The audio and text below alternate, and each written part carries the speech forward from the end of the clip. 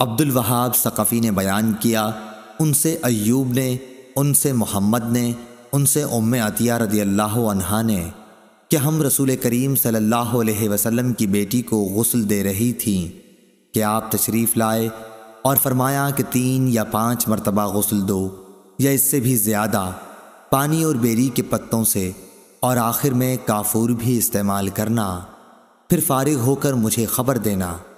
جب ہم فارغ ہوئے تو آپ کو خبر کر دی۔ آپ نے اپنا اظہار عنایت فرمایا اور فرمایا کہ یہ اندر اس کے بدن پر لپیٹ دو۔ ایوب نے کہا کہ مجھ سے حفصہ نے بھی محمد بن سیرین کی حدیث کی طرح بیان کیا تھا۔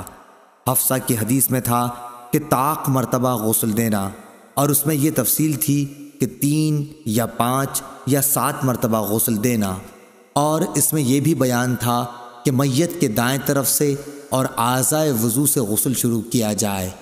یہ بھی اسی حدیث میں تھا کہ ام عطیہ رضی اللہ عنہا نے کہا کہ ہم نے کنگھی کر کے ان کے بالوں کو 3 لٹوں میں تقسیم کر دیا تھا۔ صحیح بخاری حدیث نمبر 1254۔